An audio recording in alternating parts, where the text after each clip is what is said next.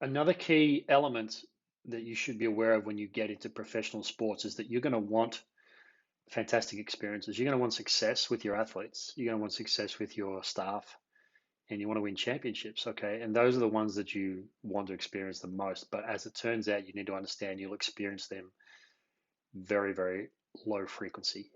But you can increase their frequency. And that's where the gold is. Okay. And you can do that, increase the frequency of great experiences by switching your perspective, switching your paradigm. Okay, so how do you do that as a physical therapist? You've got to have a system. What has the system got to do for you? It has to clarify what you need to do to change the behavior of your athletes. If you cannot change the behavior of your athletes, you cannot increase the frequency of great experiences. So, how do you know what to do? Well, you have to have clarity on what's missing. So, how do you gain that clarity? You need a system. Okay. That's how you increase the frequency of great moments. Now, the highs of being a performance sports physiotherapist in professional sport, they can be exhilarating. Well, let's call them a green light moment when everything is a go. Okay, everything is fantastic. This happens when an athlete peaks and when a team peaks.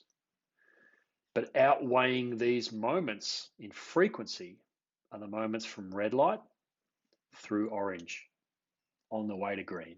Okay, so what's a red light? A red light is the time when we protect the athletes for medical or musculoskeletal injury reasons. Okay, someone's unwell or they're injured. That's a red light moment. Okay, this happens often. Every moment after red, so it means they're no longer in pain, they're not injured, they're not unwell. We call those orange moments, and that's when we correct problems and we develop energy systems and we develop capacity. And the reason we do that is so that they move well, so that they can move often. And why do we want them to move well and move often? Because in competitive environments, your edge, all right, what makes you stand out from others is keeping more athletes on the field. And the way to do that is to have them moving well, means competency, so they can move often, meaning with capacity. Okay. So this orange light, which is correcting and developing, this has historically been given little attention or credence in the world of performance change. What do you mean by that, Greg? It means that most people think that the performance change occurs from the area where you're actually training for the sport. That's the green zone, okay? But this orange zone of correcting and developing is where a huge amount of performance change can occur. And I'm going to have people call bullshit on me in this one. And I'm okay. I'm going to stand up and put my hand up and say, we can make performance changes through the correction and development of movement problems. Now, because these green light moments, these exhilarating highs, they're so prolific in the dumping of dopamine into our brains that it stands to reason if you want to increase the frequency of these, then by doing good things in the red light, orange light, and green light zones properly, you'll increase that frequency. So we assess and we screen and we test.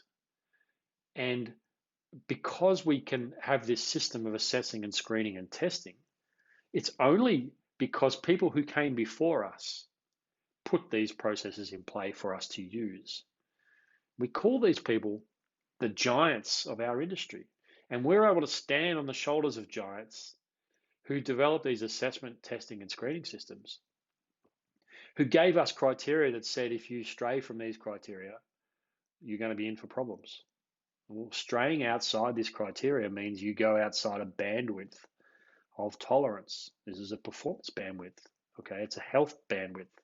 It's a competency bandwidth, which means know the system so that you know that you're straying outside the system. And if you have that criteria and that system, you can actually accelerate the frequency of these exhilarating highs. It allows you to pay attention to data, which means evidence. Use that to guide you and to guide your athletes. Now, here's a bit of poetry for you. I feel how disconcerting must be words of mine that what we want most is what we experience the least in professional sports. But I cannot refrain from tendering to you the consolation that may be found in the thanks of your charges and your soul for persisting to feel the need to uptake such an important service to the world. You will receive cherished memories, and solemn pride will be yours to lay such a sacrifice as your academic, technical, and tactical everything at the foot of the professional sporting mountain. I'll see you in the next installment of Getting into Professional Sports.